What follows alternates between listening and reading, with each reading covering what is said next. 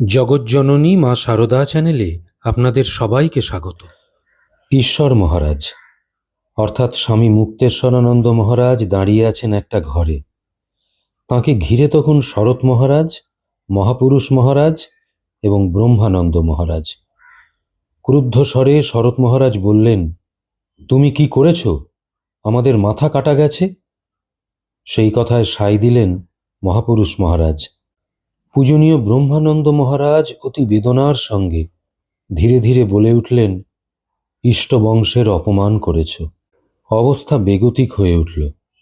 বেলুর মঠের কোনো সন্ন্যাসী ব্রহ্মচারী কখনো কি ইষ্টবংশের অপমান করতে পারে? তাহলে কি হয়েছিল ঠিক সেদিন? মিটলই বা কিভাবে সমস্যাটি? এক অনালোকিত ঘটনা আজ আপনাদের সামনে বলবো। ঘটনাটি জানিয়েছেন মুক্তেশ্বরানন্দ মহারাজ নিজেই। ঘটনার স্থান বেলুর মঠ। রবিবার। ঠাকুর রামকৃষ্ণদেবের জন্ম মহোৎসব চলছে। পূজ্যপাদ ব্রহ্মানন্দ মহারাজ তখন মঠেই আছেন। কালী কীর্তনের আসর বসবে। মঠ প্রাঙ্গণ একেবারে লোকে পরিপূর্ণ। ঠাকুরের পুজো হয়ে গেছে। বাবুরাম মহারাজ ঠাকুর ঘর থেকে নেমে এসে আমাকে বললেন, এখানে যেন কেউ খেতে না বসে, অর্থাৎ ওই ঠাকুর ঘরে যেন কেউ খেতে না বসে। ঠাকুর ঘরের ভেতরে অনেক সময় মেয়েরা ঢুকে পড়ে, সেদিকেও নজর রাখবি, যেন কেউ না সেখানে বসে খায়। ঠাকুর ভাঁড়ারের সামনে একটা টুলে বসে আছি। সুধাংশু দত্ত তখন বালক। আমাকে এসে বলল, ঈশ্বর মহারাজ, শিগগির চলুন, ওপরে ঠাকুর ঘরে বসে কয়েকটি মেয়ে প্রসাদ খাচ্ছে। সুধাংশুর সঙ্গে তাড়াতাড়ি ওপরে গেলুম।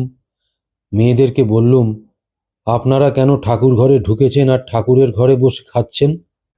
আমার রাগত ভাব দেখে সেই দলের কম বয়সের একটি বিধবা মেয়ে উত্তেজিত হয়ে বললেন, আমরা এখানে বসে খাচ্ছি, বেশ করছি, তুমি বলবার কে? আমারও তখন কম বয়স, গোঁপদাড়ি গজায়নি। রেগে বললুম, তোমরা ঘর থেকে বেরিয়ে যাও। জানো আমরা কে? মেয়েটি বলল, ঢের জানি। আমি উত্তর দিলুম, সত্যি কথা বলতে কি, তাদের আমার ভদ্র ঘরের মেয়ে বলেই মনে হয়নি। আমার রূঢ় ব্যবহারে তারা অবশিষ্ট খাবার ফেলে রেখে তোমাকে দেখে নেব ইত্যাদি কথা উত্তেজিতভাবে বলতে বলতে চলে গেল। আমি ঠাকুর ঘর পরিষ্কার করে নিচে এসে ঠাকুর ভাঁড়ারের কাজ করতে লাগলুম। মনে একটা গর্বও হয়েছে যে খানিকটা ঠাকুরের কাজ, বাবুরাম মহারাজের আদেশ এইসব পালন করতে পেরেছি বলে। কালী কীর্তন খুব জমে উঠেছে এই দিকে। এই ঘটনার পর প্রায় ঘণ্টাখানেক, ঘণ্টা দুই কেটে গেছে। হঠাৎ ভূমানন্দ এসে বললেন, চলো, মহারাজ তোমাকে ডাকছেন। আমি বললুম, কাজটা সেরে আসি। ভূমানন্দ আমার হাত ধরে বললেন, এক্ষুনি চলো। কি করেছো জানো তুমি? আমাকে নিচেকার দক্ষিণ পশ্চিম কোণের ঘরটিতে ঢুকিয়ে দিয়ে তিনি চলে গেলেন। কয়েকজন ঠাকুরের সন্তান ও রামলাল চট্টোপাধ্যায় সেই ঘরে বসে আছেন। হিমালয়ের গাম্ভীর্যে ভরা একটি গুহার ভেতর ঢুকলুম মনে হলো। ক্রুদ্ধ স্বরে শরৎ মহারাজ বললেন, তুমি কি করেছ? আমাদের মাথা কাটা গেছে। মহাপুরুষ মহারাজ প্রভৃতি সকলেই সেই কথায় সায় দিলেন। ব্রহ্মানন্দ মহারাজ অতি বেদনার সঙ্গে ধীরে ধীরে বললেন, ইষ্টবংশের অপমান করেছ। রামলাল দাদা কাঁদো কাঁদো হয়ে বললেন, আমার মেয়েরা কাঁদতে কাঁদতে চলে গেল মহারাজ, আমি বুঝিয়েও তাদের রাখতে পারলুম না। এতক্ষণে আমার অপরাধ সম্বন্ধে ধারণা হলো। শরৎ মহারাজ বললেন, তোমাকে এক্ষুনি মঠ থেকে চলে যেতে হবে। মহাপুরুষ মহারাজ বললেন, হ্যাঁ, এক্ষুনি মঠ থেকে চলে যেতে হবে। তুমি ক্ষমার অযোগ্য অপরাধ করেছ। ব্রহ্মানন্দ মহারাজ উঠে পড়লেন। বললেন, তোমাকে এক্ষুনি দক্ষিণেশ্বরে যেতে হবে ওদের কাছে ক্ষমা চাইতে। ওরা যদি ক্ষমা করেন তাহলে ফিরে আসবে, তা না হলে ওখান থেকেই চলে যাবে। এসো আমার সঙ্গে। মহারাজ আমাকে দোতলার ঘরে নিয়ে গেলেন। অমূল্য মহারাজকে ডেকে বললেন, এক কাজ করো তো, সমস্ত প্রসাদ চিঙারিতে করে সাজিয়ে নৌকোয় তুলে দাও, ঈশ্বর নিয়ে যাবে।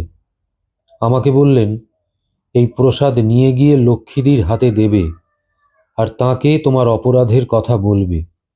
এই টাকা 5টি দিয়ে তাকে প্রণাম করবে। যে মেয়েটিকে বকেছ তার কাছে ক্ষমা চাইবে। সে যদি ক্ষমা করে তবে সেই মর্মে তাদের চিঠি নিয়ে আসবে, আর এই প্রসাদ তাদের পরিবেশন করে খাওয়াবে। আগামী বৃহস্পতিবার এখানে এসে ওরা সবাই প্রসাদ পাবেন, এই কথাও বলে আসবে। রামলাল দাদাও আমার সঙ্গে চললেন। তাঁর তখনও রাগ পড়েনি।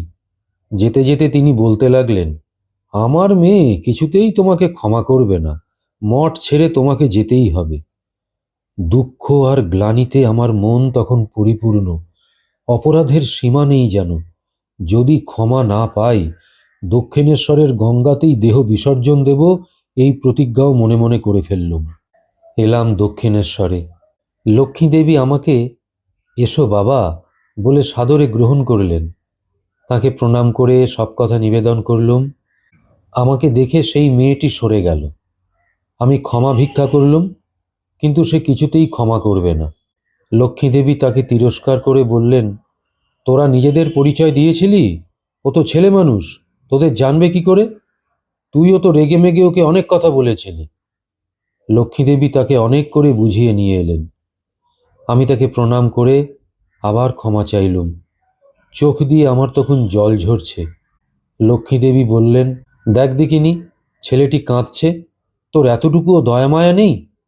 তখন সে বললে, আমি ক্ষমা করেছি। আমি তখন পাতায় প্রসাদ পরিবেশন করে সকলের খাওয়ার ব্যবস্থা করলুম। লক্ষ্মী দেবী অপর একখানি পাতায় সমস্ত রকমের প্রসাদ রেখে আমাকে ডাকলেন এবং ছোট ছেলেকে যেমন করে খাওয়ায় সেইভাবে আমাকে খাওয়াতে খাওয়াতে বললেন, বাবা, এই হাতে আমি ঠাকুরকে খাইয়েছি, তোমাকেও খাওয়াচ্ছি। তাকে খেতে অনুরোধ করলে বললেন, হাতটা ধুয়ে আসি, আমরা তোমাদের ইষ্ট বংশ কিনা, তা না হলে তোমার এঁটো আমি মানতুম না।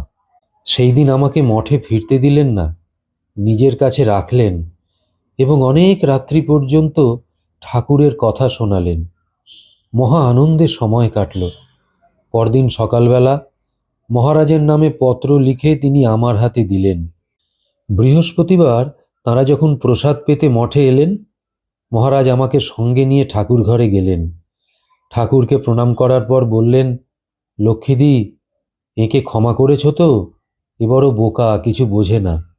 লক্ষ্মীদি বললেন, হ্যাঁ, আমি ক্ষমা করেছি, আর এ তো তেমন কিছু করেনি। তাকে প্রণাম করতে মহারাজ আমাকে বললেন। বিকেলবেলা তাঁরা যখন রওনা হবেন, মহারাজ আবার আমাকে সঙ্গে নিয়ে নৌকোর কাছে এলেন। লক্ষ্মীদেবী সিঁড়িতে দাঁড়িয়েছিলেন।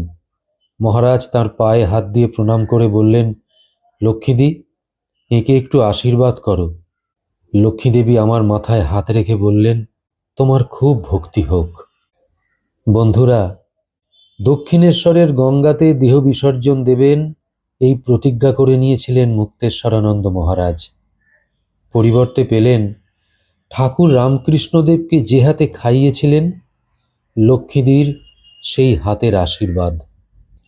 বেলুড় মঠের আনাচে কানাচে এইরকম কত যে উদ্দীপনাময় কাহিনী লুকিয়ে আছে, কে জানে। আজ তাহলে সৎপ্রসঙ্গ পর্ব 112 এইখানেই শেষ করলাম। বিনম্র অনুরোধ রাখলাম আপনাদের কাছে, যদি পারেন একটু চ্যানেলটাকে সাবস্ক্রাইব করে দেবেন। ভালো লাগলে কমেন্ট করে জানাবেন, উৎসাহ পাব। ঠাকুরমা স্বামীজি আপনাদের মঙ্গল করুন। নমস্কার।